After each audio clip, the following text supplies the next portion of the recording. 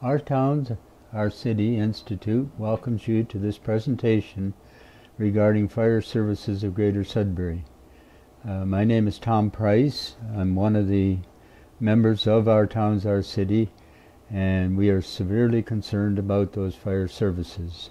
Today we will go through the who, what, where, and when and why of those fire services and where we're at right now in the city.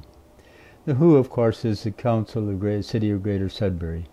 Under provincial mandate, they have full responsibility for fire services, with fire service, fire chief, not only responding and accountable to council, but responding and reporting to council.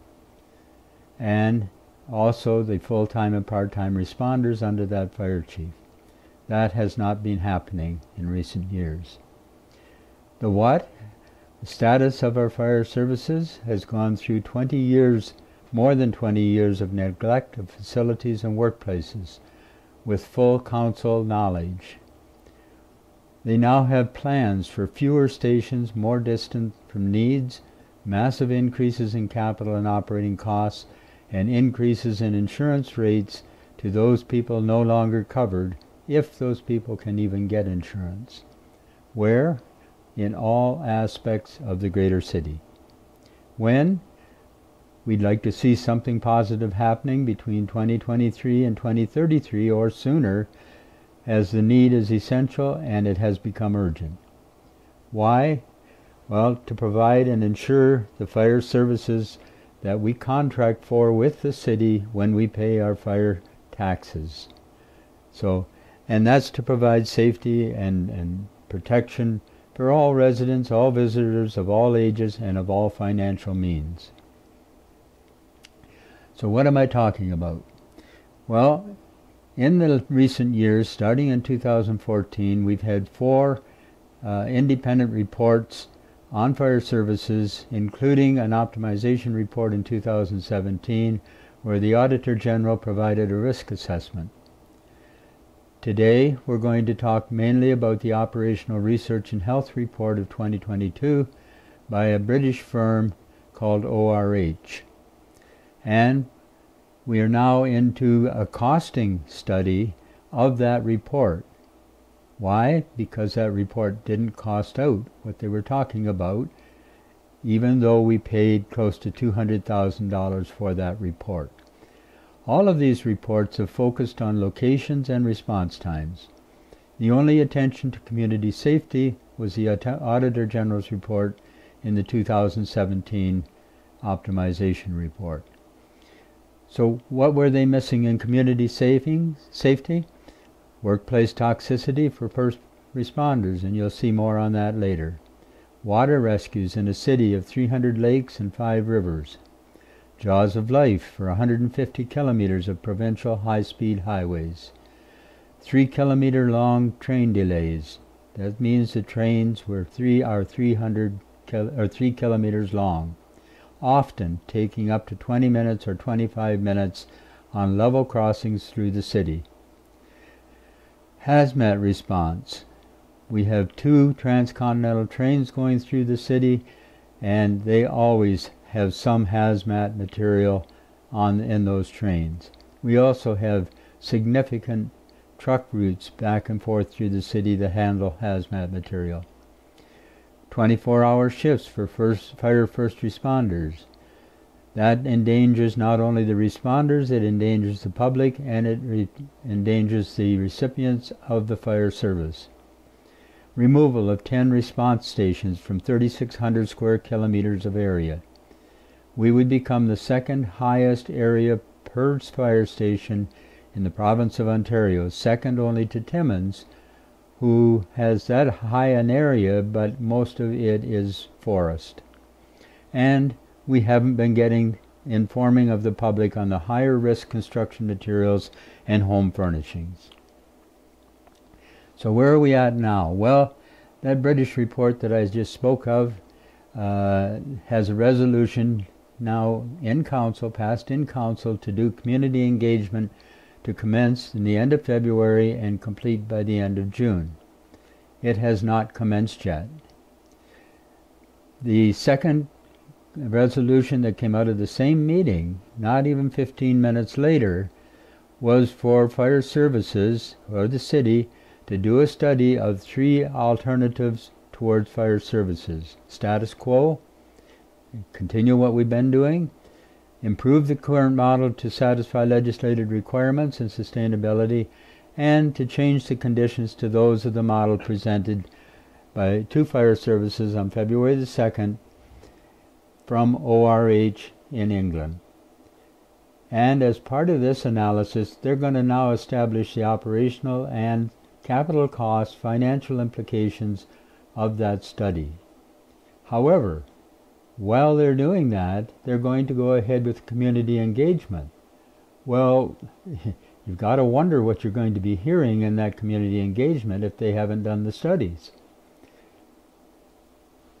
Added to that, 5 of the reports that OTOCI has been able to use in preparation of this presentation have a claim, financial implications. There are no financial implications associated with this report. We question that severely. Those 5 reports all have that statement in, and you'll see that there are financial implications of a huge order in those reports. So in the ORH report from Great Britain, the response times are based on 2020 COVID conditions. Volunteer responding firefighters per station are based on 2020 COVID conditions.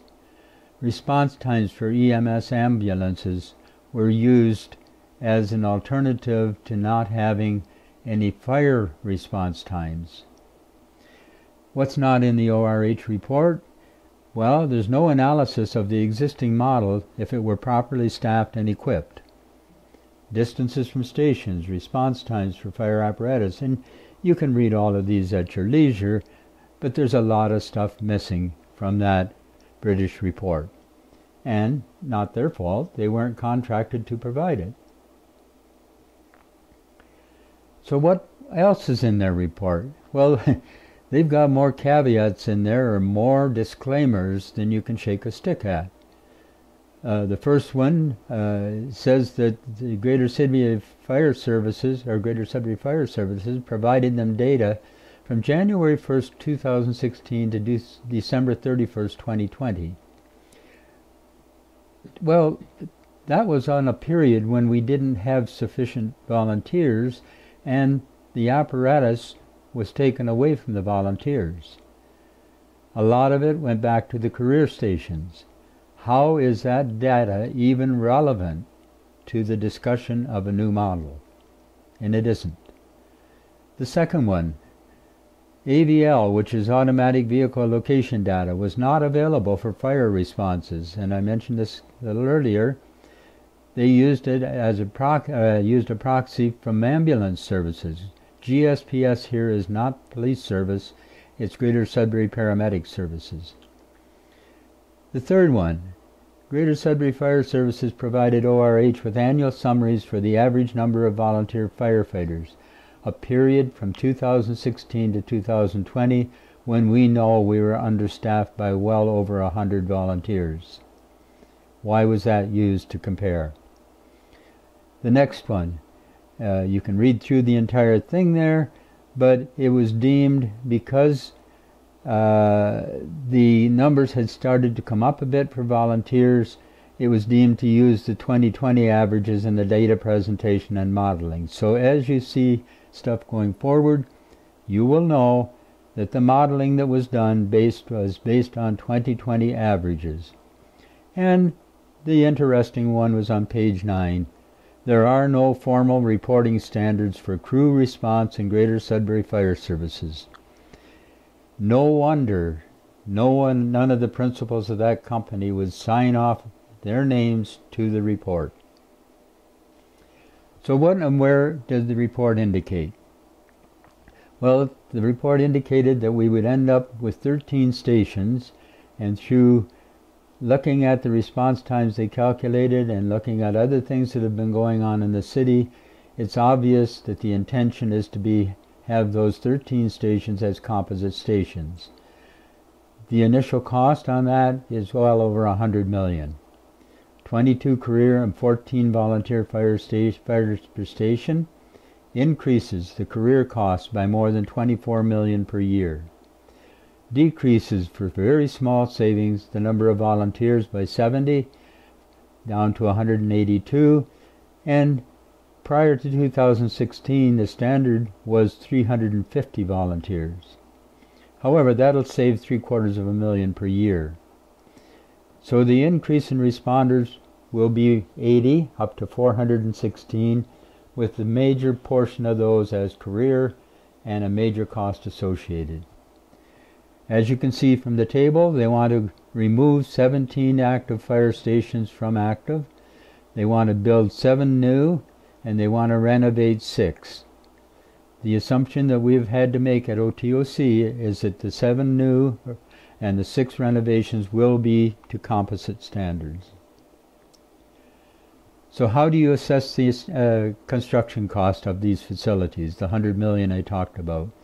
Well, if you have an asset replacement value in any given year, then you can take construction cost index from Stats Canada, multiply it times that asset replacement value, and arrive at today's asset replacement value. And that will also give you a building condition index. We have both or all 3 of those, and from that we can determine what the deferred maintenance and capital is at any point in any of the years, and I will show you those in a minute. So those are the calculations below, and these are standard methods used by consulting companies across Canada and across North America. As far as I know, probably in Europe as well. This table A4, the center table there, is from a building condition index established in 2020 by Greater Sudbury Asset Management Group. The methods used, as I indicated on the previous one, and we list all of the buildings in the city here. Asset services 4, citizen services 24, emergency services has 25. There are approximately 23 fire and 2 more for just emergency services. Health services, parks and rec. As you can see though, the emergency services, and if you go under 2020, this is building condition index, it shows the emergency services at 25.42%. That means that they have deferred 25.42% of the asset replacement value in those services. They have not spent the money maintaining and building in new capital assets to keep it current with the code. Further to that, in 2020 they were projecting the numbers as you go across under 2021, 2022, 2023, and 2024. So, taking the numbers for emergency services in the bottom chart, the asset replacement value in 2017 was $111 million. At that point in time, they had deferred $20.4 million or $20.5 million in maintenance and capital. And the building condition index at that point then was 18.42%. 2020, and you saw the building condition index above at 25.42%. That's 25.42% of $124 million. Gives you an asset or a maintenance and capital deferral of $31 million. And you can apply that to each of the years below. We're in 2022. The asset replacement value has now grown to $161 million. The deferred maintenance and capital, close to $50 million by city projection of 30.93% for 2022. By 2024, the asset replacement value will be $169 million, and deferred maintenance will reach $67.5 million at 40.8, and they're projecting that the buildings will deteriorate at this rate. Those are financial implications. However, we can use those same financial implications to predict what the ORH study from Great Britain will cost to implement. And in 2020, it would cost $96.5 million. In 2022, if we get started then, which is now, it would cost $99 million or $100 million. We're into 2023, so the cost to do the ORH recommendation will be more than $100 million. 2024, it will climb again. This is only for fire stations. It does not include headquarters for fire. So that is what it'll cost us in capital. You hear a lot of talk about, well, these buildings are reaching the end of their service life. Okay, what is service life? Well, design service life is the time from the construction and use of the building until you require your first maintenance. On this chart from Science Direct, the top line is if you do good maintenance and you reach a point, and if this were a house, that would be a roof replacement. That will be your first major repair on a house. Up until then, though, you have to spend maintenance anyway. Once you do the roof replacement, you keep doing your normal maintenance until your next major repair. That's not what's been happening in our city. If you follow the red line, it's the difference. And if you follow it across, they have not been doing the maintenance required, and by 2022, they're saying our first major upgrade is the time to end the life of those buildings. And that's shown at the bottom as technical service life. However, if we do proper maintenance, we can prolong that service life considerably, and we can take it all the way out to the realized service life. In their report on July 7, 2020, they predicted the costs to be the same to fix as to replace what is existing by 2028, and therefore demolish it. However, that same cost does not reflect the right asset replacement value. That is only to fix what is there without the needed changes required by legislation. This is a very disturbing set of conditions. This comes directly from February 7, 2023 report to Council, showing buildings and facilities. If you look at the bottom of the table, it shows 21 fire halls in very poor condition. Not only that, that shows our fire and emergency services as the worst conditions, building conditions of any area of the city. How do our emergency response systems get to be the worst condition of anything in the city? Even solid waste is a lot better condition than our emergency response system. And this table in that report, there's no financial implications to this. However, they're showing asset values of buildings in the center of the circle there at $2.9 billion. That's not what's reported anywhere else. The total in the rings adds up to $1.6 billion. So what are our councillors getting? We're puzzled. We just don't know. Anyhow, going forward, we also have a problem with workplace environment. Since 2001 and amalgamation, there has been workplace toxicity in the fire services between career fire and volunteer fire. This table shows you a list of the significant events, and this has not been corrected. Council knew about this in 2006. They further knew in 2013 that the volunteer union, to try to correct the situation, organized a collective bargaining agreement. 2014, a consultant's report, IBI, reported toxicity. In 2015, the International Firefighters Association, the career union, declared CLAC, which is the volunteer union, a rival. Whoa! We have two rival unions in fire services? How can that be a rival? And you'll see a bit later on this. In 2017, we had the optimization report. In 2016, there were 350 volunteers in the budget, but in the details of the report, there were only 260. and in the optimization report only 270. As well, the Auditor General did a general risk assessment and identified a number of hazards. Nothing was done about those. 2019, they no longer report the volunteer numbers. 2022, it's well under 250.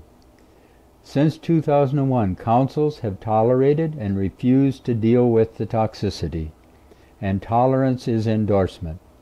So our councils have endorsed this toxicity, this pattern of workplace environment. Shameful to say the least.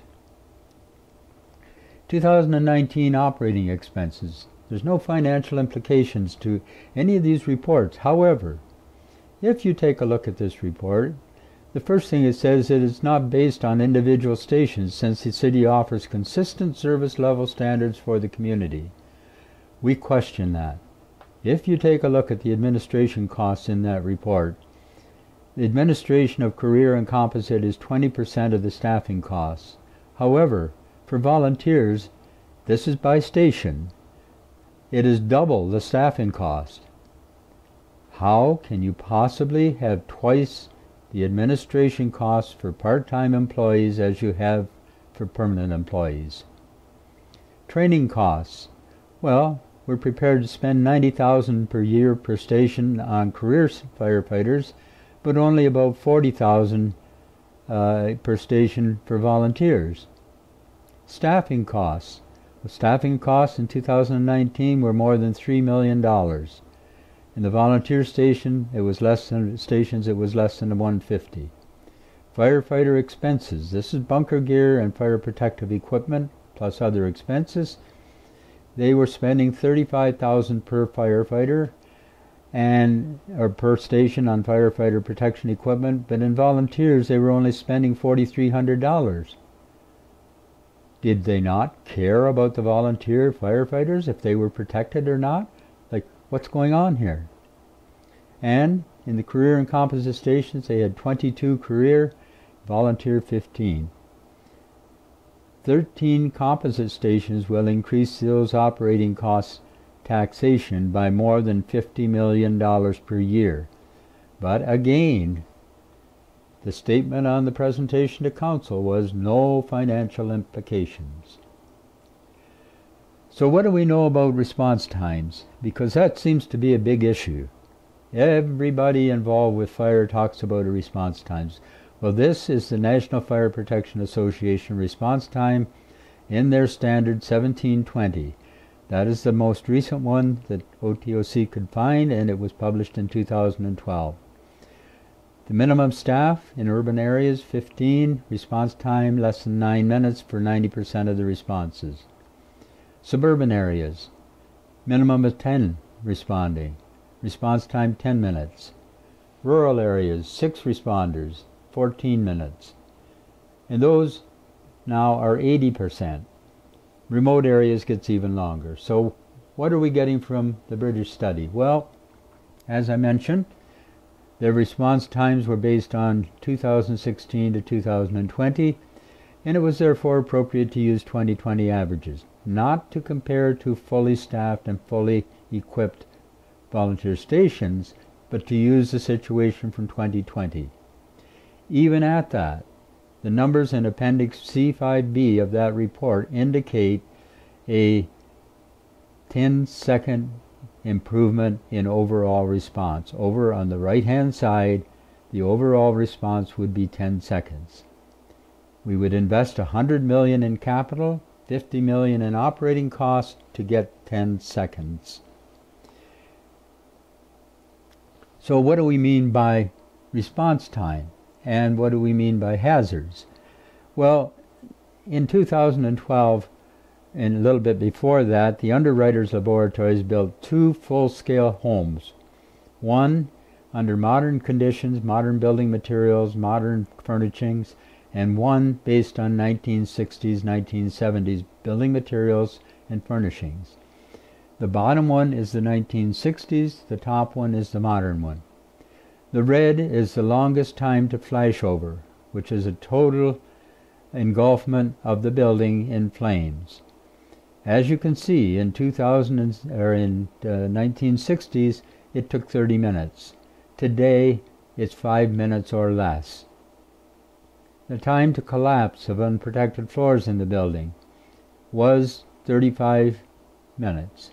Today, it's about 5 to 6 minutes.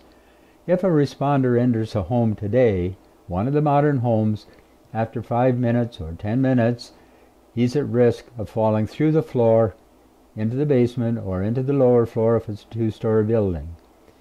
This is what response times mean. Now, you've seen what the response times are, 9 minutes and 15 minutes. What difference does 10 seconds make in that? The answer is none. So where do we go from here? Well, the Beaver Lake Fire Committee has done an admirable job of putting together what is needed in our fire services to establish a good fire response system in this city. They want to improve community safety throughout the city through fire services. They've established the goals at the bottom, the yellow. They've established who the stakeholders are. The top, the variables that would discourage or allow us to meet those goals, what has to be done in those, and the required controls that would need to be put in place to make it happen. So based on this, we leave it up to you. You judge, where are we? Because OTOCI is very disappointed with our fire services. Thank you for taking the time.